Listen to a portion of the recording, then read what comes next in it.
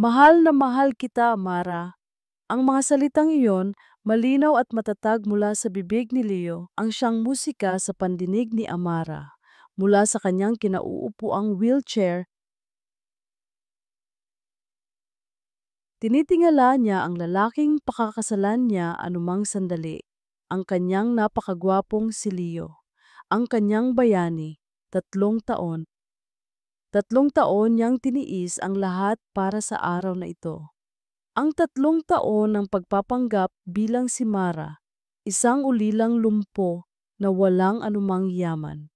Isang pagsubok na siya mismo ang gumawa upang patunayan sa sarili na ang pag-ibig ni Leo ay totoo, na hindi ito nakabase sa pera o kapangyarihan. At heto na sila ngayon sa isang simpleng garden wedding na pinapangarap niya. Ang lahat ay perpekto. Ang lahat ay naaayon sa plano. Ikaw ang nagbigay sa akin ng lakas noong mga panahong gusto ko nang sumuko. Pagpapatuloy ni Leo, hawak ang mikropono. Ang boses niya ay nanginginig na para bang pinipigilan ang matinding emosyon. Napangiti si Amara. Ang init ng pagmamahal ay gumapang sa kanyang buong katawan, mas matindi pa sa sikat ng araw na tumatama sa kanyang balat. Hinawakan niya ang laylayan ng kanyang simpleng puting bestida. Hindi ito gawa ng isang sikat na designer, pero para sa kanya, ito ang pinakamagandang damit sa buong mundo dahil isusuot niya ito para kay Leo. 3 taon na ang nakalipas, sabi ni Leo, at ang mga mata nito ay direktang nakatitig sa kanya. 3 taon mula noong aksidenteng iyon na halos kumuha sa buhay ko. Kung hindi dahil sa iyo, Mara, kung hindi mo ako tinulak papalayo, wala na sana ako ngayon. Naramdaman ni Amara ang pag-init ng kanyang mga mata. Bawat salita ni Leo ay nagpapatunay na tama ang kanyang desisyon. Nakarapat-dapat ito sa lahat ng kanyang sakripisyo. Ikaw ang anghel ko, sabi pa ni Leo, at sa harap ng lahat ng naririto, gusto kong sabihin sa'yo. Huminto ito sandali, tumingin sa paligid sa iilang bisita na naroroon. Mga kaibigan nilang dalawa. Napansin ni Amara ang kanyang matalik na kaibigan, si Bella, na nakatayo sa kanyang tabi bilang maid of honor. Inayos ni Bella ang belo sa kanyang ulo at ngumiti sa kanya. Isang ngiting nagsasabing, "Malapit na, Bes. Ito na yon." Ibinalik ni Amara ang tingin kay Leo. Ang kanyang puso ay halos sumabog na sa sobrang kaligayahan. Ito na, sasabihin na niya, gusto kong sabihin sa'yo. Pag-uulit ni Leo. Pero ngayon, may kakaiba sa tono ng kanyang boses. Isang lamig na hindi niya narinig kailanman. Na ang lahat ng ito ay isang malaking pagkakamali. Parang isang malakas na kulog na yumanig sa mundo ni Amara ang mga salitang iyon. Ang ngiti sa kanyang mga labi ay unti-unting naglaho. Ang mga bulungan ng mga bisita ay nagsimulang umalingaw-ngaw sa kanyang tainga. Anong? Anong ibig mong sabihin, Leo? Halos pabulong niyang tanong kahit alam niyang hindi siya maririnig nito. Hindi na nakatingin si Leo sa kanya. Dahan-dahan ang mga mata nito ay lumipat mula sa kanya patungo sa babaeng nakatayo sa kanyang tabi. Patungo kay Bella. Naramdaman ni Amara ang paghigpit ng hawak ni Bella sa kanyang balikat. Ngunit hindi ito isang hawak ng pakikiramay. Isa itong hawak ng pagmamay-ari. Sa loob ng 3 taon, sabi ni Leo, ang boses niya ay malakas na at puno ng pananabik. May isang tao na laging nasa tabi ko, isang tao na nagparamdam sa akin kung ano ang tunay na pag-ibig, isang babaeng buo, isang babaeng karapat-dapat sa akin. Ang bawat salita ay parang isang matulis na punyal na sumasaksak sa puso ni Amara. Ang kanyang paghinga ay naging mabigat, parang may bumabara sa kanyang lalamunan. Hindi maaari. Nakita niya ang dahan-dahan paglakad ni Leo palayo sa altar, papalapit sa kanila, papalapit sa kanya. Ngunit ang mga mata nito ay hindi sa kanya nakatingin. Huminto si Leo sa kanilang harapan. Ang buong mundo ni Amara ay gumuho nang makita niya ang ngiti sa mga labi ni Leo, isang ngiti na para kay Bella. Si Bella, deklara ni Leo, ang kanyang boses ay umalingaw-ngaw sa buong hardin. Si Bella Cruz ang babaeng tunay kong mahal at siya ang pakakasalan ko dito mismo, ngayon din. Isang nakabibinging katahimikan ang bumalot sa paligid na agad sinundan ng malakas na bulungan mula sa mga bisita. Hindi makagalaw si Amara, hindi makahinga. Ang tanging nakikita niya ay ang mapanuyang ngiti na ngayon ay nakapaskil sa mukha ni Bella, ang kanyang matalik na kaibigan, ang kanyang kapatid, ang ahas na inalagaan niya sa kanyang sariling tahanan. Naramdaman niya ang pagpatak ng isang butil ng luha mula sa kanyang mata, sinundan pa ng isa at isa pa. Ang sakit. Mas masakit pa ito kaysa sa mga bakal na bumaon sa kanyang mga binti noong araw ng aksidente. Ang pagtataksil na ito ay mas malala pa sa kamatayan, ngunit hindi pa doon natapos ang lahat. Sa gitna ng kanyang pagkadurog, nakita ni Amara ang pagkuha ni Leo ng isang maliit na pulang kahon mula sa kanyang bulsa. Ang kahon na naglalaman ng singsing na dapat ay para sa kanya. Lumuhod si Leo, ngunit hindi sa harap ng kanyang wheelchair. Lumuhod ito sa harap ni Bella. Bella Cruz, sabi ni Leo. Ang kanyang boses ay puno ng pagsamba. Will you marry me? Nawala ng kulay ang buong paligid. Ang masayang hiyawan ng mga ibon, ang banayad na simoy ng hangin, ang amoy ng mga bulaklak sa hardin, lahat ay naglaho. Ang tanging nakikita ni Amara ay ang imahe ni Leo na nakaluhod sa harap ni Bella. Iniaabot ang singsing na dapat ay sa kanya. Ang tanging naririnig niya ay ang matamis na, "Oo, pakakasalan kita," mula sa bibig ng kanyang matalik na kaibigan. Parang isang panaginip, isang masamang bangungot. Paano? Paano sila nakarating sa puntong ito? Ang isip ni Amara ay lumipad pabalik. 3 taon na ang nakalipas. Isang malakas na pagpreno ng sasakyan, isang nakabibinging tunog ng bumabanggang metal. At pagkatapos, ang matinding sakit na gumapang sa kanyang buong katawan. Naaalala pa niya ang lahat, ang mainit na dugo na dumadaloy sa kanyang noo, ang bigat ng bakal na nakadagan sa kanyang mga binti, at sa gitna ng lahat ng yon, ang mukha ni Leo, puno ng takot pero determinado. "Mara, huwag kang pipikit!" Sigaw nito habang pilit siyang hinihila palabas mula sa nawasak na kotse. "Huwag mo akong iiwan." Siya ang huling nakita niya bago siya nawalan ng malay. Si Leo ang kanyang tagapagligtas. Pagkagising niya sa ospital, ang unang bumungad sa kanya ay ang mukha ng kanyang ama, si Don Alejandro Castillo. Puno ito ng pag-aalala. Sa tabi nito ay si Leo, na may ilang galos ngunit ligtas.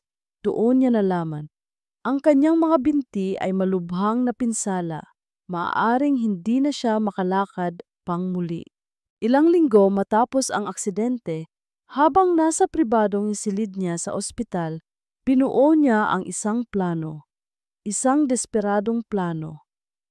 "Dad, gusto kong subukan si Leo," sabi niya sa kanyang ama. Ang boses niya ay mahina pa. Anak, ano ang ibig mong sabihin? Tanong ni Don Alejandro habang inaayos ang kumot sa kanya. Pinatunayan na niya ang sarili niya. Iniligtas niya ang buhay mo. Umiling si Amara. Hindi po yon. Alam kong mahal niya ako. Pero gusto kong makasiguro na ang mamahalin niya ay ako, hindi ang pangalang Kastilyo, hindi ang perang meron tayo.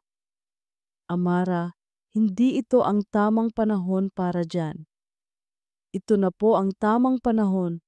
Pagpupumilit niya, magsisimula ako muli bilang si Mara, isang simpleng babae na walang pera, na naulila at nakaupo sa isang wheelchair. Kung mananatili siya sa tabi ko sa kabila ng lahat ng yon, malalaman kong totoo ang pag-ibig niya.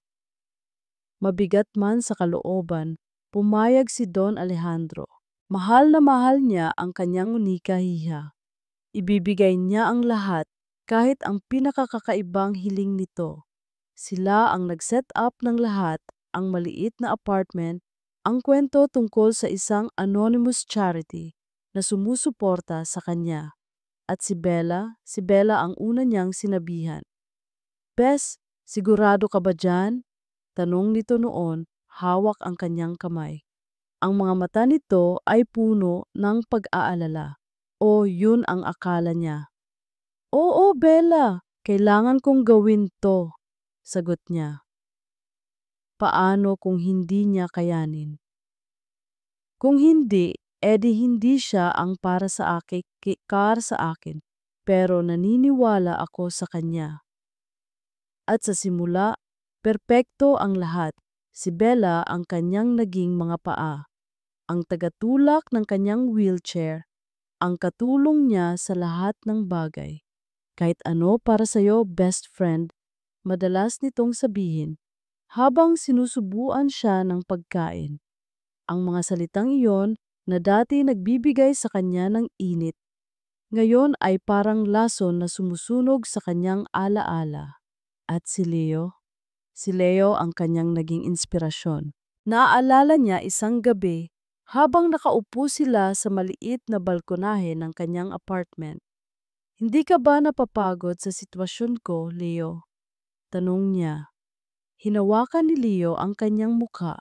Hinding-hindi ako mapapagod sa iyo, Mara, sabi nito at tinitigan siya sa mata.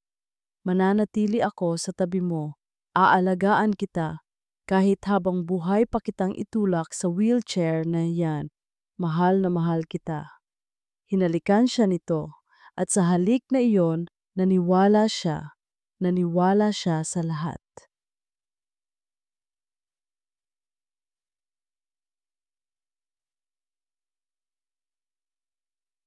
Isang malakas na palakpakan ang nagpabalik kay Amara sa kasalukuyan. Ang bangungot ay totoo. Nakatayo na si Bella, isinusuot ang singsing sa kanyang daliri. Nagtatawanan sila ni Leo, magkayakap na para bang wala ng ibang tao sa mundo, na para bang hindi nila dinurog ang puso ng isang babaeng nagtiwala sa kanila ng buong buo. Ang sakit, ang pait, ang pagsisisi, lahat ng sakripisyo niya, lahat ng pagtitiis, lahat ay para sa wala. Naramdaman niya ang panginginig ng kanyang mga kamay. Ang kanyang paghinga ay pasulpot-sulpot. Ang mundo sa kanyang harapan ay nagsimulang lumabo dahil sa mga luhang namumuo sa kanyang mga mata. Wala na siyang pakialam sa mga bulungan. Wala na siyang pakialam sa mga kamerang kumukuha ng litrato ng kanyang pagkadurog. Ang gusto lang niya ay maglaho, napayuko siya. Hinayaan niya ang mga luhang kanina pa niya pinipigilan na bumagsak ng sunod-sunod. Basa na ang kanyang mga kamay, basa na ang kanyang puting bestida. Ang bawat patak ay simbolo ng 3 taon ng kasinungalingan. Sa gitna ng kanyang pag-iyak, isang anino ang tumabon sa kanya. Isang pares ng mamahaling itim na sapatos na katad ang huminto sa harap ng kanyang wheelchair. Hindi siya nag-angat ng tingin. Maya-maya isang pamilyar ngunit hindi niya matukoy na kamay ang nag-abot sa kanya ng isang puting panyo. Malinis ito at mabango.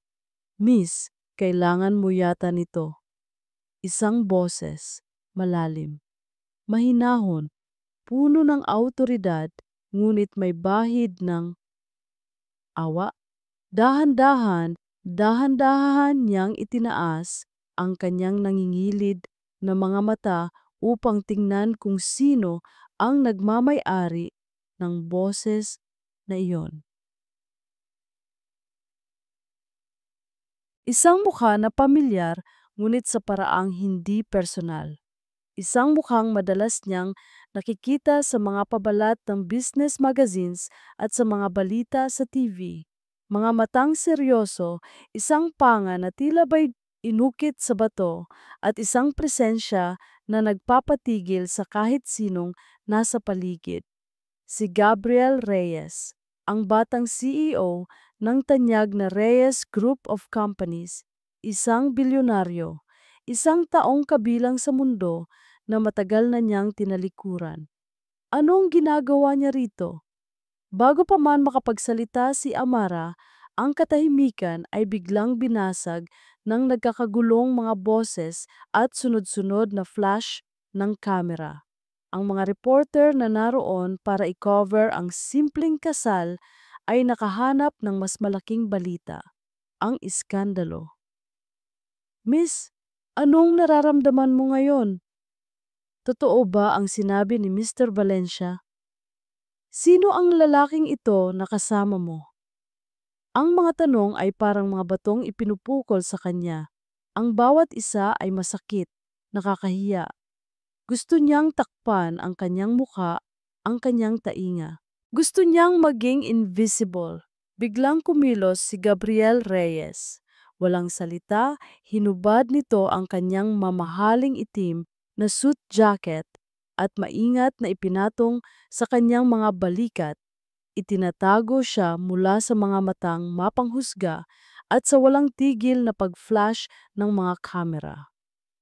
Excuse me, sabi ni Gabriel, ang boses niya ay kalmado ngunit may bigat ng awtoridad na nagpatahimik sa iilan. Dadaan kami.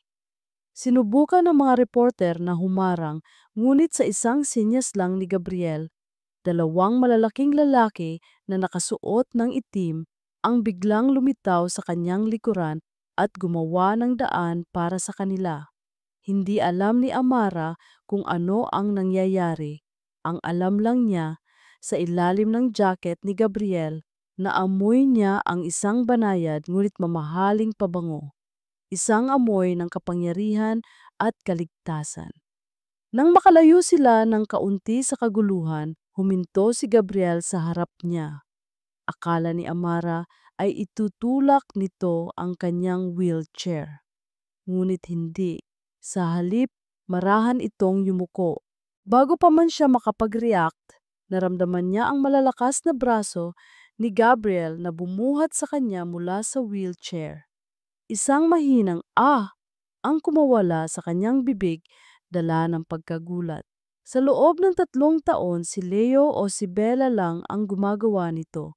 Ngunit ang pagbuhat sa kanya ni Leo ay laging may kasamang pag-ungot, isang paalala ng kanyang pabigat na sitwasyon.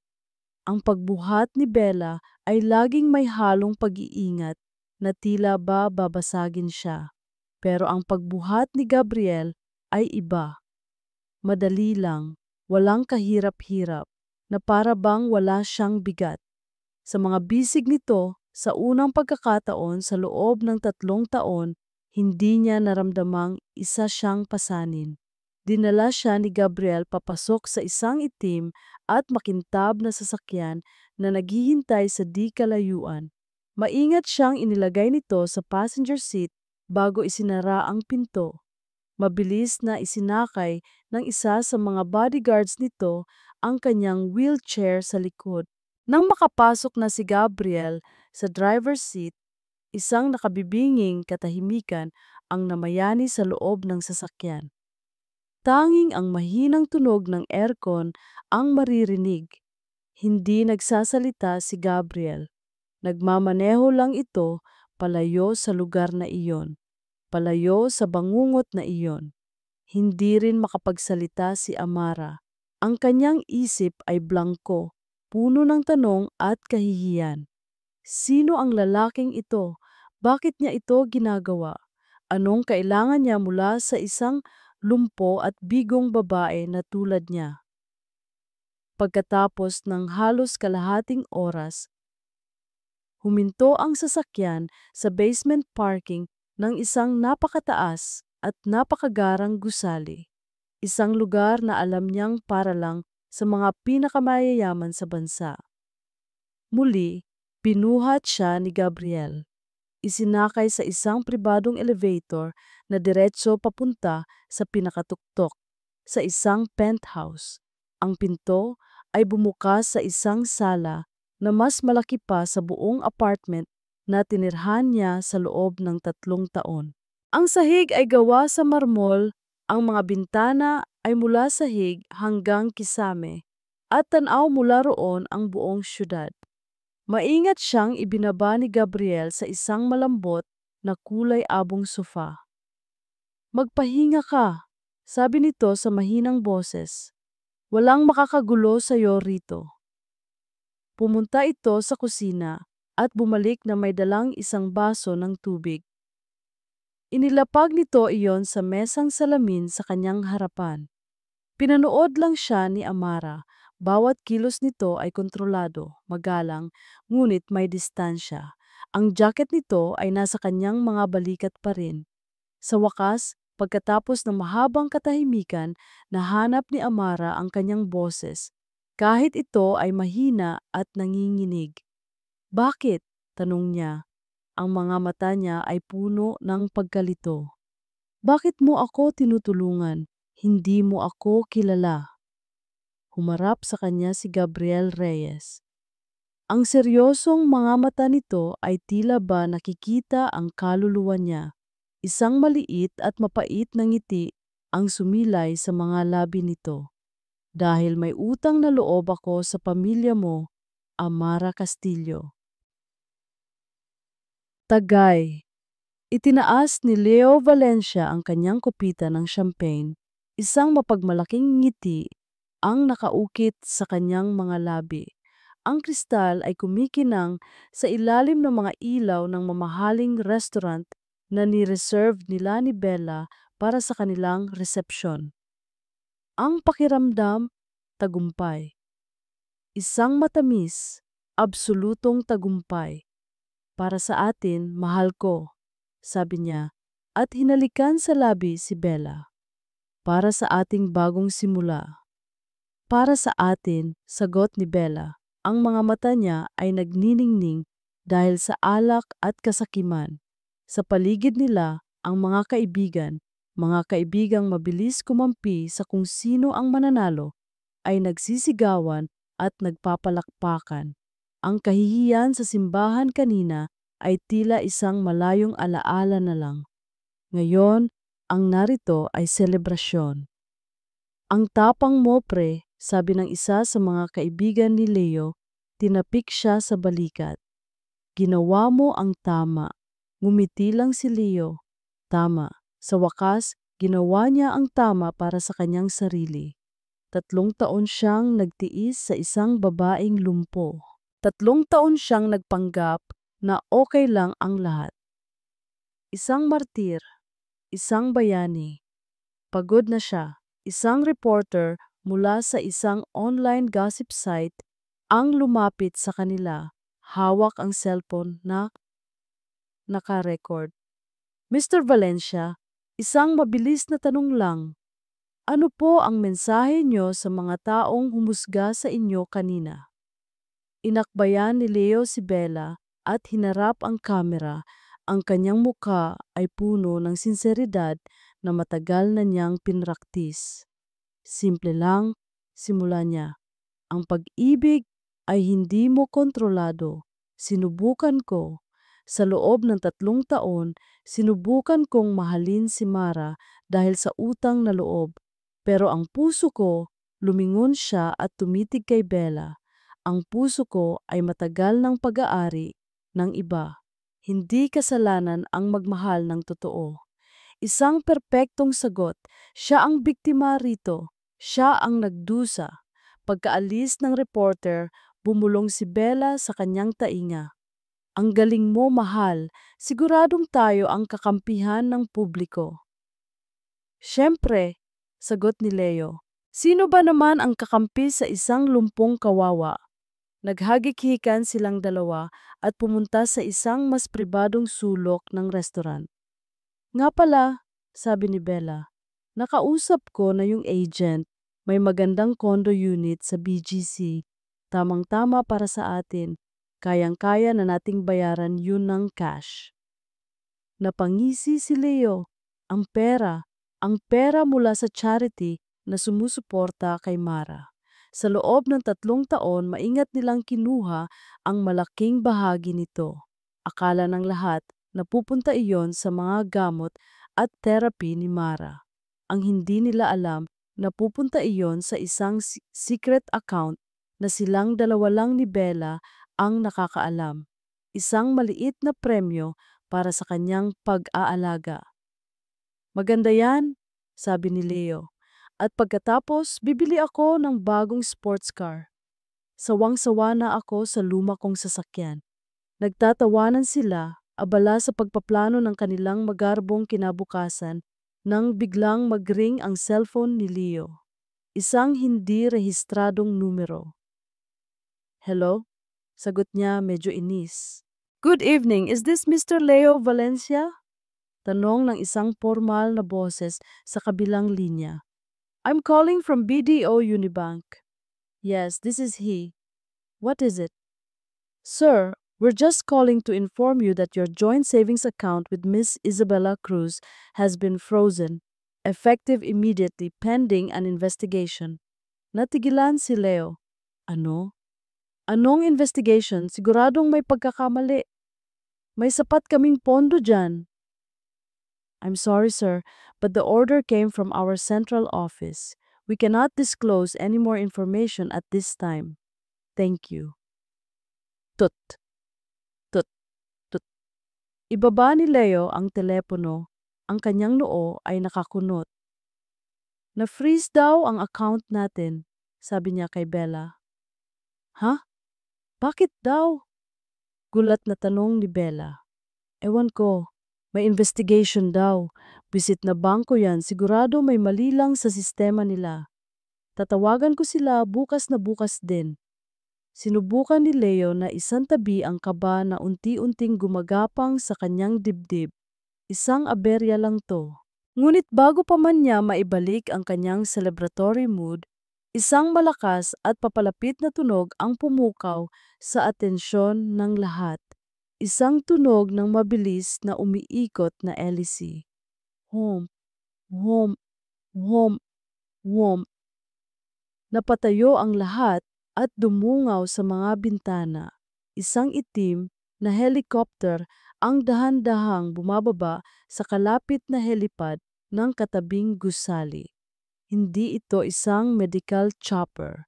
Mukha itong pribado at napakamahal. Kanino yan? Tanong ng isa sa mga bisita. Lahat ay nagmamasid, puno ng pagtataka. Ang selebrasyon ay pansamantalang natigil. Huminto ang helicopter. Sa loob ng ilang segundo, walang nangyari. Pagkatapos, dahan-dahang bumukas ang pinto nito. Unang bumaba ang isang pamilyar na figura. Si Gabriel Reyes, suot ang kanyang perpektong tahi na business suit. Pero hindi siya ang nagpatigil sa paghihinga ni Leo. Ang nagpatigil sa kanyang mundo ay ang taong sumunod na bumaba. Isang babae. Nakasuot ng isang eleganteng pulang-pulang dress na yumayakap sa kanyang perpektong katawan. Ang kanyang buhok ay nakaayos. Ang kanyang muka ay may makeup na nagpapatingkad sa kanyang ganda.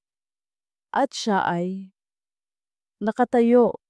Nakatayo siya sa sarili niyang mga paa, suot ang isang pares ng nakakamatay na Stiletto Hills. Bawat hakbang niya papalapit sa entrance ng restaurant ay puno ng kumpiyansa at kapangyarihan. Hindi maaari. Nabitawan ni Leo ang kanyang kupita ng champagne. Nabagsak ito sa sahig at nabasag, kasabay ng pagkabiyak ng kanyang perpektong mundo. Ang babae. Si Mara. Ngunit hindi na siya si Mara. Diretso itong nakatingin sa kanya. Ang mga mata nito ay nagliliyab sa isang malamig na apoy. Sa tabi niya, si Gabriel Reyes ay parang isang hari na nagbabantay sa kanyang reyna. Nang makarating sila sa pinto ng restaurant, binuksan ito ng security guard na tila ba ay natulala rin. Pumasok siya, tumayo sa gitna ng lahat, at sa isang boses na kalmado ngunit matalas na parang kutsilyo, nagsalita ito. "Party's over, Leo."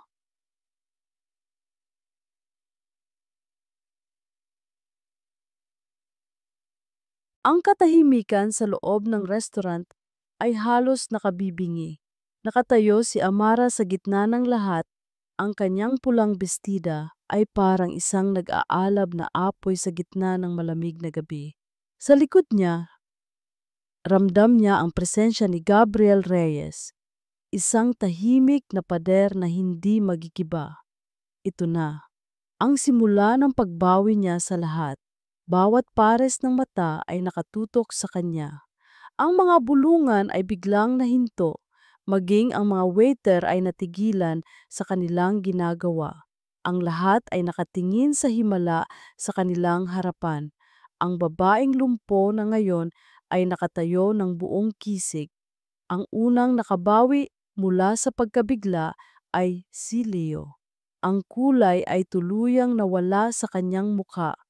Ang kanyang mga mata ay nanlalaki sa hindi makapaniwalang pagtataka. "Mamara," nauutal niyang sabi, "paano? Paano ka nakatayo?" Isang malamig na ngiti ang gumuhit sa mga labi ni Amara. Dahan-dahan, humakbang siya papalapit. Click. Ang tunog ng kanyang stiletto heel sa marmol na sahig ay umaling-aungaw sa buong silid. Click. Isa pang hakbang. Nakita niya ang takot sa mga mata ni Leo. Nakita niya ang pagkalito sa mukha ni Bella na hanggang ngayon ay hindi pa rin makapaniwala. Click. Huminto siya ilang talampakan mula sa kanila. Itinaas niya ang kanyang baba, ang kanyang tingin ay matalas at walang bahid ng anumang emosyon maliban sa nagyayelong galit. Unang-una, sabi niya, ang kanyang boses ay malinaw at matatag, walang bakas ng panginginig. "Hindi Mara ang pangalan ko." Hinayaan niyang lumipas ang ilang segundo. Hinayaan niyang maramdaman nila ang bigat ng bawat salita. "It's Amara," pagpapatuloy niya. "Amara Castillo." Kung kanina ay pagtataka lang ang nasa mukha nila, ngayon ay napalitan na ito ng purong gulat at pagkasindak. Castillo. Isang apelyido na kasing kahulugan ng kapangyarihan at yaman na hindi nila kayang sukatin. Si Castillo? Halos pabulong na, sabi ni Bella. Tulad ng Castillo Corporation? Ngumiti si Amara, ngunit hindi umabot sa kanyang mga mata. The one and only. Ang kumpanyang matagal mo nang pinapangarap na mapasok. Diba, Leo? Napaurong si Leo na para bang napaso.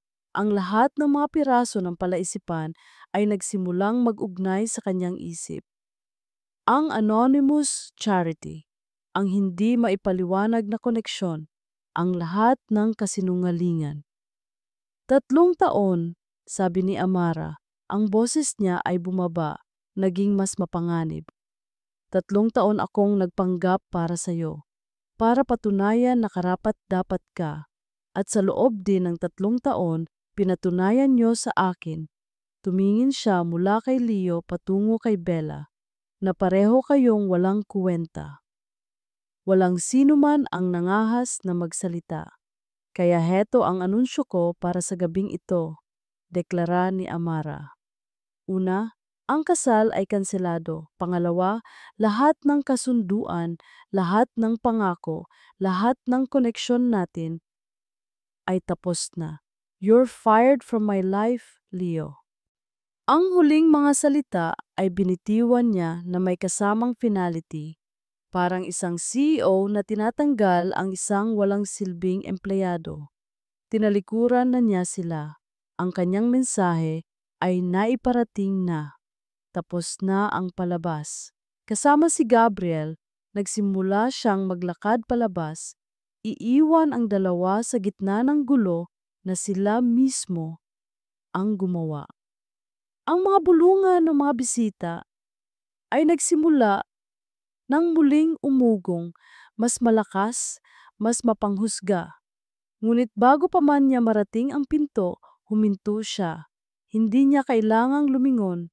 Alam niyang lahat ay nakatingin pa rin sa kanya. Dahan-dahan, ipinihit niya ang kanyang ulo. Ang kanyang tingin ay dumiretso, hindi kay Leo, kundi sa babaeng dati niyang tinuring na kapatid, kay Bella. Ang takot sa mukha ni Bella ay hindi maitatago. Ngumiti si Amara, isang ngiting nakakakilabot. At ikaw, best friend, sabi niya, ang bawat salita ay puno ng lason at pangako. May espesyal na regalo ako para sa iyo bukas. Ang ilaw mula sa malaking monitor ng computer ang tanging nagbibigay liwanag sa loob ng conference room sa ika-50 palapag ng Reyes Tower. 3:00 na ng madaling araw, ngunit para kay Gabriel Reyes at sa kanyang legal team, ang gabi ay bata pa. I want every transaction traced, utos ni Gabriel. Ang kanyang boses ay kalmado ngunit may bigat na nagpapakita ng awtoridad. Mula sa pinakaunang donasyon ng anonymous charity hanggang sa huling sentimong ginastos nila.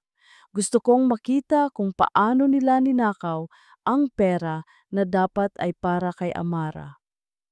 Yes, sir.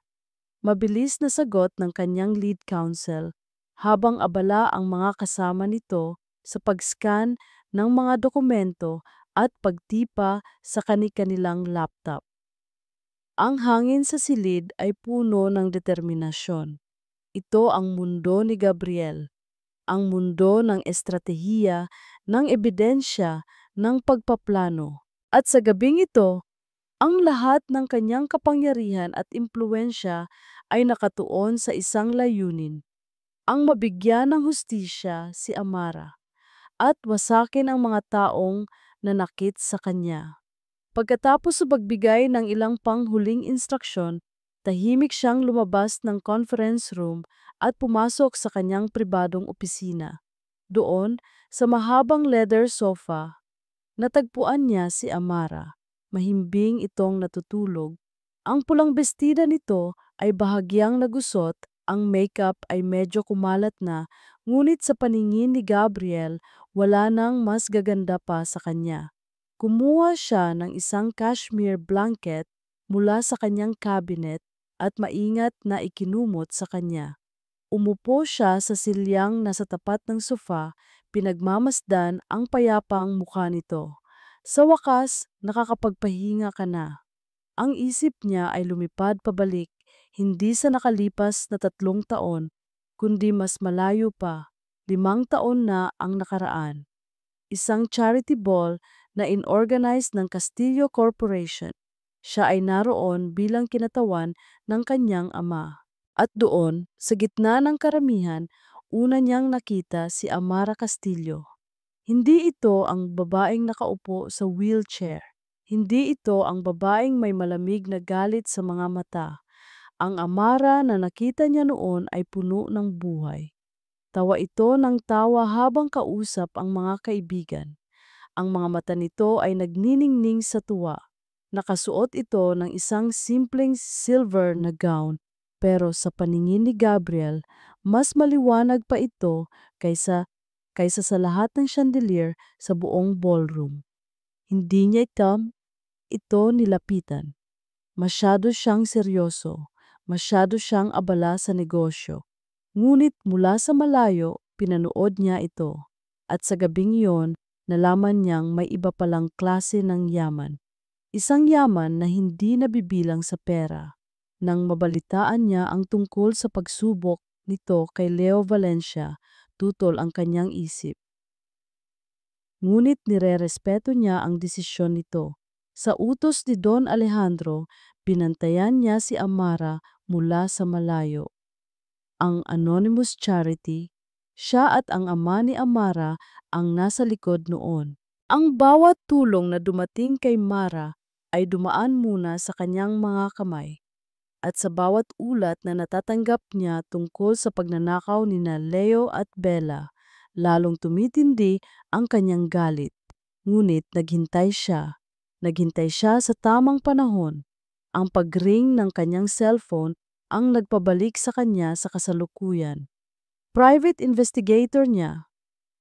"Sir," sabi ng boses sa kabilang linya. "What do you have?" tanong ni Gabriel. "Positive, sir. Nakuha na namin ang lahat ng bank records. May malinaw na trail ng fund transfer mula sa charity account papunta sa personal secret account ni Valencia at Cruz. Sapat na ito para makulong sila sa kasong financial fraud at estafa sa loob ng mahabang panahon." Isang maliit na ngiti ng tagumpay ang sumilay sa labi ni Gabriel. "Good, i-prepare nyo na ang lahat para sa press conference bukas." Akmang ibababa na niya ang tawag nang muling magsalita ang investigador. "Pero sir, may pag-aalinlangan sa boses nito. May isa pa kaming nalaman." Napakunot ang noo ni Gabriel. "Ano yun?" Humugot ng malalim na hininga ang investigador bago magpatuloy. Ang mga sumunod nitong salita ang nagpatigil sa pagtibok ng puso ni Gabriel. "Sir, tungkol sa aksidente 3 taon na ang nakalipas. May nakuha kaming kopya ng isang lumang traffic camera footage na hindi na isama sa official report. At base sa nakita namin, ituloy mo," mariing sabi ni Gabriel. "Mukhang hindi ito simpleng aksidente." Ang katahimikan sa loob ng condo unit ni Leo ay mas mabigat pa sa semento. Kanina lang, ang lugar na ito ay puno ng tawanan at mga pangarap. Ngayon, para itong isang puntod. Ang mga natirang pagkain mula sa resepsyon nila ay nakakalat pa rin sa mesa, isang malungkot na paalala ng tagumpay na inagaw sa kanila. Hindi ako makapaniwala, hindi ako makapaniwala." Paulit-ulit na bulong ni Bella habang walang tigil na naglalakad pabalik-balik sa sala.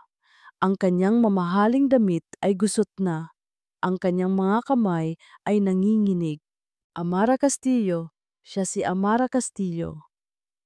"Tumigil ka na nga," sigaw ni Leo sabay hagis ng baso sa pader. Nababasag ito at ang tunog ay umaling-aungaw sa kanilang katahimikan. "Paulit-ulit na lang, akala mo ba hindi ko naririnig?" Nakatayo si Leo malapit sa bintana, nakatanaw sa mga ilaw ng syudad na dati simbolo ng kanyang mga ambisyon. Ngayon, ang mga ilaw na iyon ay parang mga matang mapanghusga. Simula nang umalis sila sa restaurant, para silang mga basang sisiw. Ang mga kaibigan nila ay biglang naglaho. Ang kanilang mga cellphone ay walang tigil sa pag-ring. Mga tawag mula sa mga numerong hindi nila kilala, mga mensahe ng galit mula sa mga taong dati pumupuri sa kanila. Nilingon siya ni Leo. Ang mga mata nito ay puno ng galit at pagkasuklam. "Manahimik ka! Puro ka reklamo! Kung hindi dahil sa'yo, hindi tayo aabot sa ganito." Natigilan si Bella. Ako? Ako pa ngayon ang may kasalanan?" "Oo, ikaw! Sigaw ni Leo papalapit sa kanya, ang bawat salita ay parang latigo. Ikaw ang nagtulak sa akin. Ikaw ang laging bumubulong sa tainga ko na iwanan ko na si Mara, na mas karapat dapat ka, na mas magiging maganda ang buhay natin. Dahil totoo naman, ganti ni Bella, hindi nagpatalo. Pagod ka na sa kanya, 'di ba? Inamin mo sa akin 'yan, isang pabigat. 'Yan ang tawag mo sa kanya. Pero sana naghintay na lang tayo, sana hinayaan ko na lang siyang pakasalan ako. Eh di sana ngayon, sa atin na ang lahat ng yaman ng mga Kastilyo. Isang malakas na sampal ang dumapo sa pisngi ni Leo, gawa ni Bella. Ang mga mata nito ay nag-aapoy sa galit. Huwag mong isumbat sa akin yan. Sigaw niya pabalik. Ang luhay ay nagsimula nang mamuo sa kanyang mga mata. Pareho nating ginusto to. Pareho nating plinano ang lahat. Huwag kang umarteng santo dito, Leo, dahil pareho tayong demonyo. Ang mga salitang iyon ay tumama kay Leo.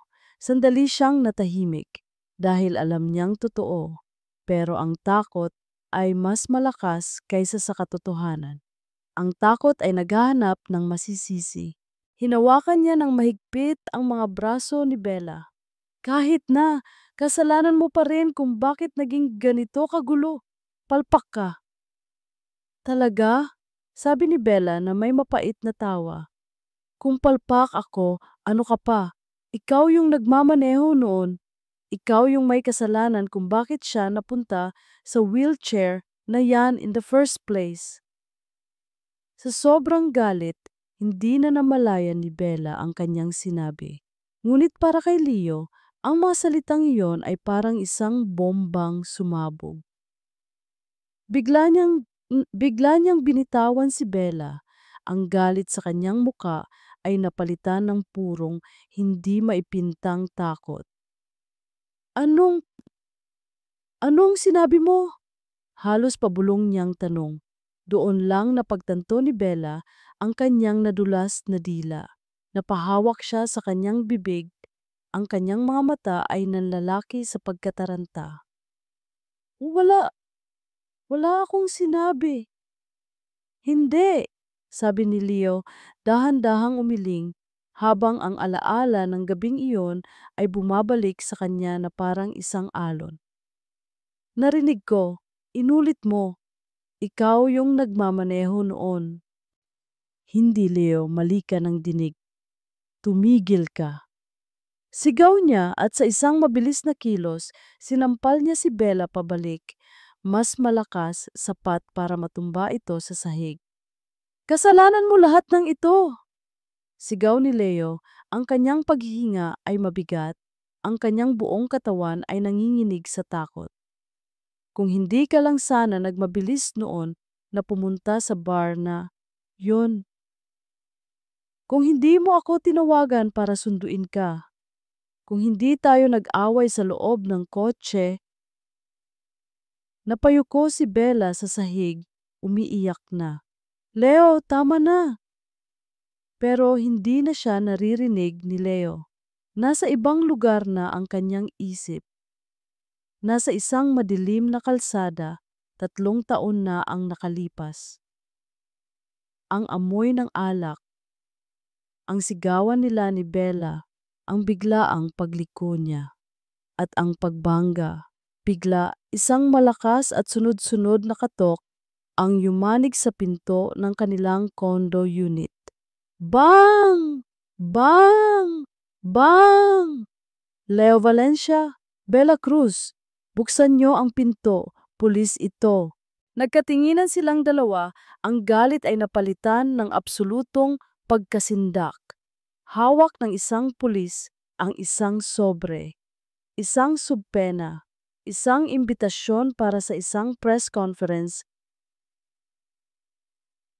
na gaganapin kinabukasan sa Castillo Tower. At sa ilalim nito nakasulat, Your presence is required.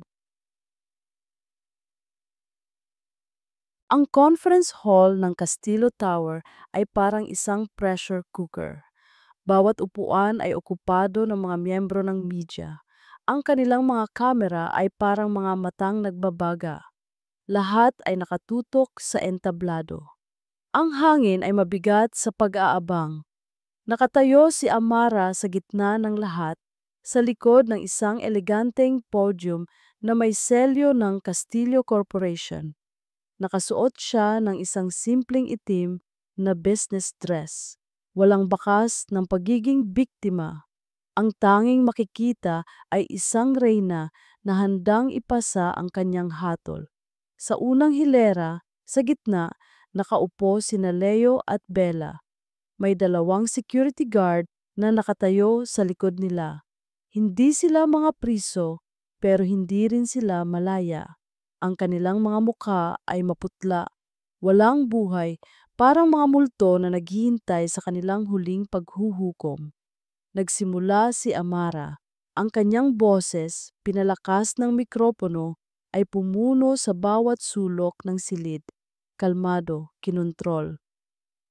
Magandang umaga sa inyong lahat. Salamat sa pagdalo. Nag-pause siya, hinayaang tumahimik ang lahat. Ipinatawag ko kayo ngayon para linawin ang dalawang bagay, dalawang malaking kasinungalingan na naging pundasyon ng buhay ko sa nakalipas na 3 taon. Sa isang senyas niya, isang malaking screen sa kanyang likuran ang umilaw. Ang unang ipinakita ay ang logo ng isang maliit na charity foundation, ang Pangarap Fund, sabi ni Amara. Ito ang anonymous charity na di umano'y sumuporta sa aking mga medikal na pangangailangan. Sa loob ng 3 taon, nagpadala sila ng sapat na pondo para sa aking therapy, gamot, at pang-araw-araw na gastusin. Nag-flash sa screen ang sunod-sunod na dokumento, mga bank statement, mga resibo. Ngunit, ayon sa aming investigasyon, pagpapatuloy ni Amara, habang ang isang pulang araw sa screen ay tinuturo ang mga kahina-hinalang transaksyon. Malaking porsyento ng pondong ito ay hindi kailanman napunta sa akin. Ito ay sistematikong inilipat sa isang pribadong bank account. Ang pangalan sa account ay lumitaw sa screen, malaki at malinaw, Leo Valencia and Isabella Cruz. Isang malakas na pagaspas ng bulungan ang kumalat sa buong hall. Ang mga kamera ay mabilis na bumaling kina Leo at Bella. Si Leo ay napayuko, hindi makatingin. Si Bella naman ay parang kandilang nauupos, ang muka ay basang-basa na sa pawis. Ang pagnanakaw ng pera mula sa isang charity ay isang krimen, mariing sabi ni Amara. Pero hindi ito ang pinakamatinding kasalanan na ginawa nila sa akin. Huminga siya ng malalim. Ang susunod na bahagi ay ang pinakamahirap, ang pinakamasakit. Ang pangalawang kasinungalingan, sabi niya, ang kanyang boses ay bahagyang nanginig, ngunit mabilis niyang binawi. Ay ang kwento ng aking aksidente. Tumingin siya ng diretso kay Leo. Ang mga mata nila ay nagtagpo. Sa mga mata ni Leo, nakita niya ang pagmamakaawa, ngunit huli na ang lahat. Ang kwentong alam ng lahat ay si Mr. Valencia, ang aking bayani, na iniligtas niya ang aking buhay. Na dahil sa kanya ako ay buhay ngayon. Nag-pause siya. Ang bawat segundo ng katahimikan ay parang isang torture. Isa po itong kasinungalingan. Isang kolektibong paghinga ng pagkagulat ang narinig mula sa mga manonood. Ang totoo, pagpapatuloy ni Amara, ang mga luha ay nagsimula nang mamuo sa kanyang mga mata, ngunit hindi niya ito hinayaang pumatak. Ang totoo, si Mr. Valencia ang dahilan kung bakit nangyari ang aksidente. Lasing siya ng gabing iyon. Nag-aaway kami sa loob ng kotse dahil sa kanyang kapabayaan. Nagmamaneho siya ng sobrang bilis. At nang may biglang tumawid, sa halip na preno ang kanyang tapakan, mas lalo pa niyang binilisan. Ang bawat salita ay parang isang piraso ng salamin na humihiwa sa kanyang lalamunan. Nang malapit na kaming bumangga sa isang pader, tinulak ko siya. Tinulak ko siya papalayo sa manibela. Ako ang sumalo sa lahat ng pinsala para sa kanya. Isang hikbi ang kumawala sa kanya, ngunit mabilis niya itong pinigilan. At ang ginawa niya, binaluktot niya ang kwento. Itinago niya ang kanyang kasalanan at ginawa ang kanyang sarili na isang bayani para makuha ang aking tiwala, ang aking pag-ibig, at ang aking pera. Hindi, hindi totoo yan! Biglang sigaw ni Leo na patayo, pero pinigilan siya ng mga security guard. Ang kanyang pagsigaw ay mahina, puno ng desperasyon. Maaaring sabihin ninyo, salita laban sa salita. Kalmadong sabi ni Amara, pinupunasan ang nag-iisang butil ng luha sa kanyang pisngi, pero mayroon akong ebidensya. Nagsignal siya sa technician. Ang screen sa likod niya ay naging itim. Pagkatapos, isang petsa at oras ang lumitaw. Isang grainy, black and white na video mula sa isang lumang traffic camera ang nagsimulang umandar. Walang audio pero ang mga imahe ay sapat na. Isang sasakyan na tumatakbo ng sobrang bilis, isang biglaang pag-swerve, at ang malakas na pagbangga. At sa huling mga segundo bago maging static ang video, malinaw na nakita ang isang katawan na itinutulak papalayo mula sa driver's side habang ang isa naman ay sumasalpok ng direkta sa dashboard. Nang matapos ang video, walang sino man sa silid ang makapagsalita. Ang katotohanan sa kanyang pinakamalupit at pinakamalinaw na anyo ay nailantad na. Sa sandaling iyon, ang malaking pinto sa likod ng conference hall ay bumukas ng malakas. Pumasok ang isang grupo ng mga unipormadong pulis. Ang kanilang mga mukha ay seryoso. Dumiretso sila sa kinauupuan ni Leo at Bella. Leo Valencia, Isabella Cruz, sabi ng hepe, ang kanyang boses ay malakas at malinaw. Arestado kayo para sa mga kasong estafa, qualified theft, at reckless imprudence resulting in serious physical injuries. Ang tunog ng mga posa na isinasara ay umalingaw-ngaw sa buong silid. Click. Iyon ang tunog ng pagtatapos. Iyon ang tunog ng hustisya. Ang ingay ng press conference ay napalitan ng katahimikan ng dagat. Ang mga flash ng kamera ay napalitan ng banayad na sinag ng papalubog na araw. 2 araw na ang nakalipas mula noong gumuho ang mundo ni Leo at Bella.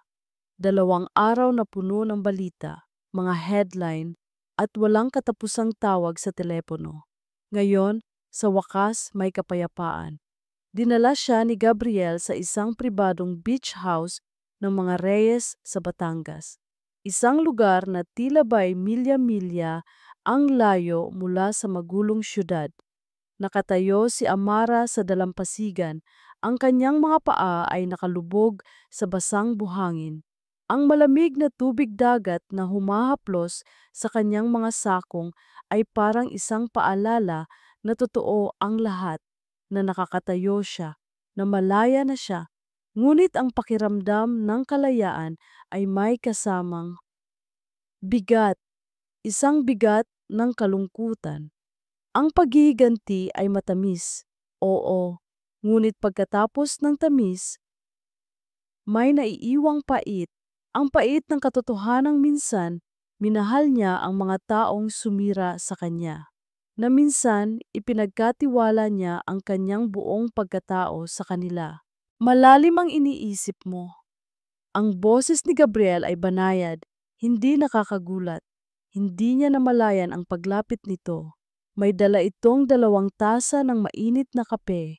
Inabot nito ang isa sa kanya. Baka kailanganin mo to, lumalamig na ang hangin. Salamat, mahinang sagot ni Amara. Tinanggap ang tasa.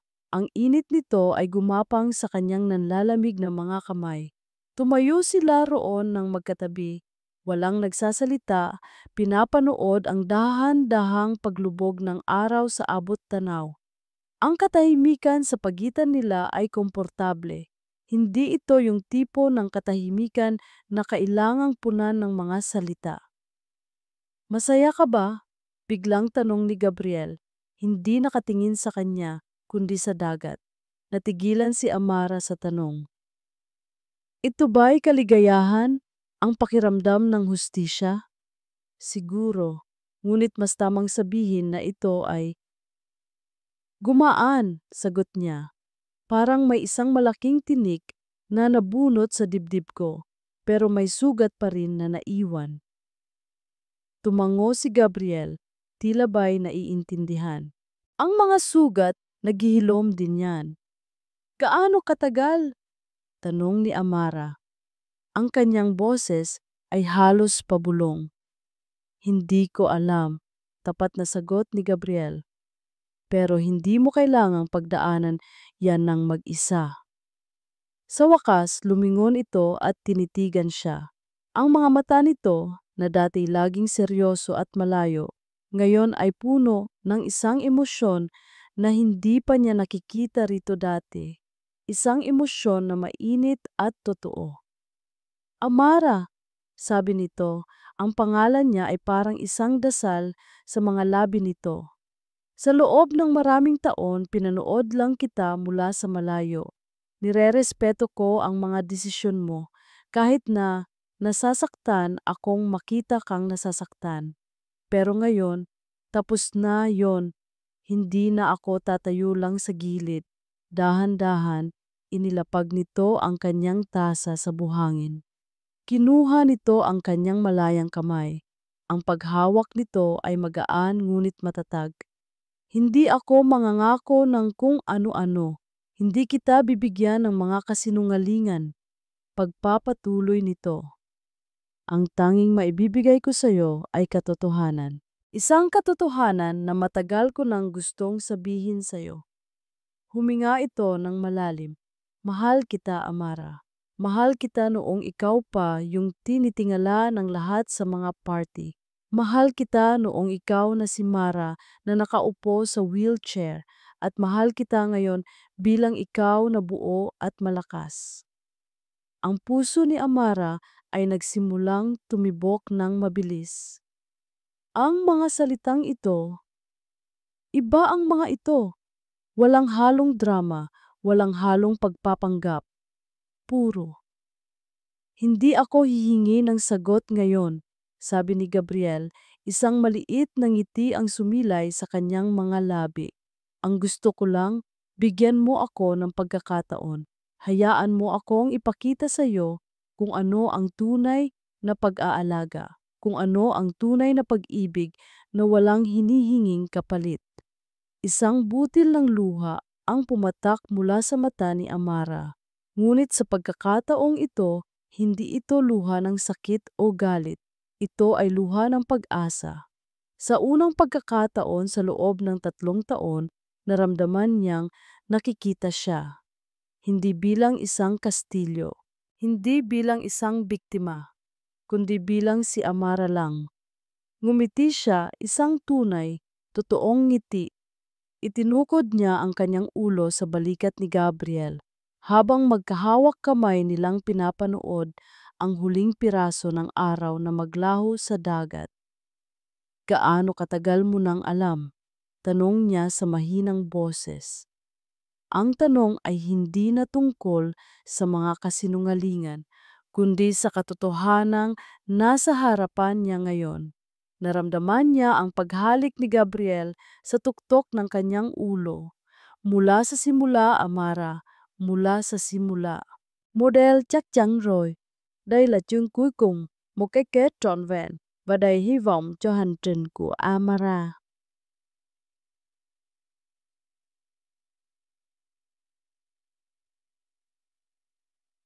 Chương 10. 6 na buwan ang lumipas. Ang panahon ay parang tubig na dumaan.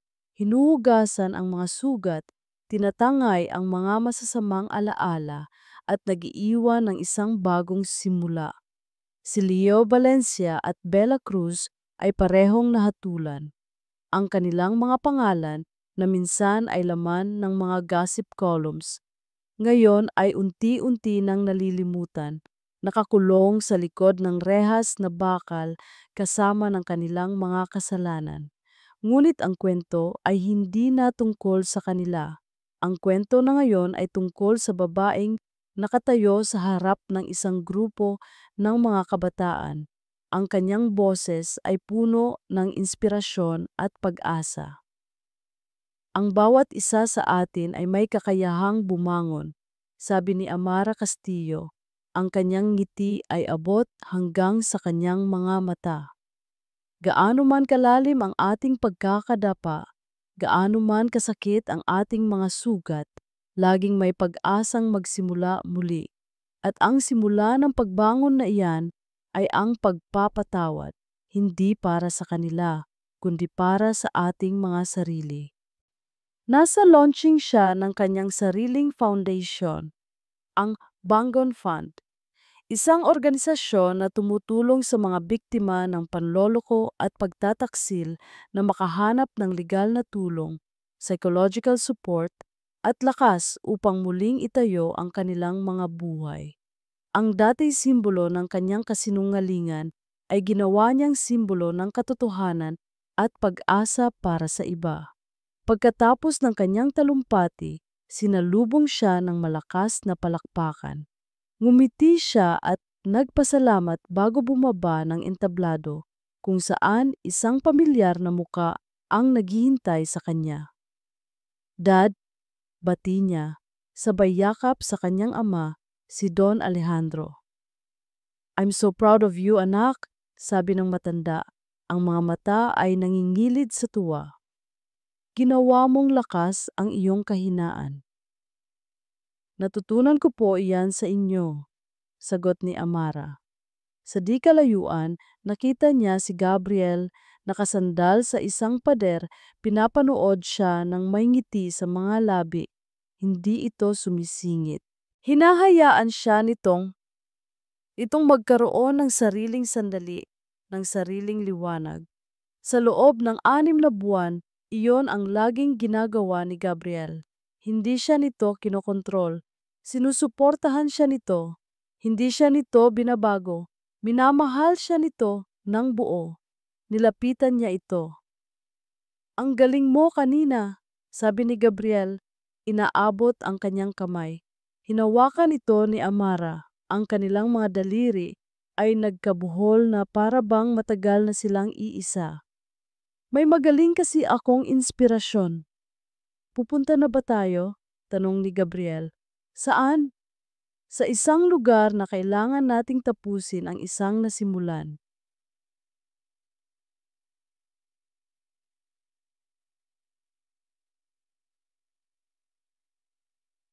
Ang parehong beach sa Batangas kung saan sila unang nag-usap ng masinsinan. Ngunit ngayon, may isang maliit at eleganteng arko ng mga puting bulaklak na nakatayo malapit sa dalampasigan. Ang mga upuan ay iilan lang para lamang sa mga pinakamalapit sa kanila, ang kanyang ama, ang mga magulang ni Gabriel, at iilang piling kaibigan. Walang media, walang grand reception, walang pagpapanggap. Nakalakad si Amara sa pasilyo ng buhangin. Suot ang isang simpleng puting bestida na sumasayaw sa ihip ng hangin. Ang kanyang ama ang naghatid sa kanya sa harap ng altar kung saan naghihintay si Gabriel, suot ang isang linen suit. Nang magkaharap sila, walang ibang nakita si Amara kundi ang lalaking nagmahal sa kanya sa lahat ng kanyang anyo. We are gathered here today simula ng pari, not to celebrate a perfect love, but a real one. Ang kanilang mga panata ay simple at taos-puso. Walang mga ingranding pangako, tanging mga salita ng katapatan at respeto. Nang dumating ang oras ng pagsuot ng singsing, kinuha ni Gabriel ang kamay ni Amara. Amara, sabi nito, habang isinusuot ang isang simple ngunit eleganteng singsing sa kanyang daliri. I give you this ring as a sign of my love and faithfulness. I promise to be your truth in a world full of lies. I promise to be your calm in the middle of the storm. At higit sa lahat, ipinapangako kong makikita kita lagi bilang ikaw. Hindi na napigilan ni Amara ang mga luha ng kaligayahan. Kinuha niya ang singsing para kay Gabriel.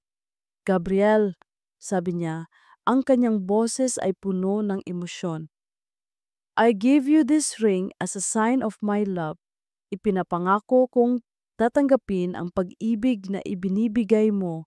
Ipinapangako kong magtitiwala muli dahil sa iyo at ipinapangako kong sa bawat bagong umaga, ikaw at ako ang bubuo ng ating bagong simula.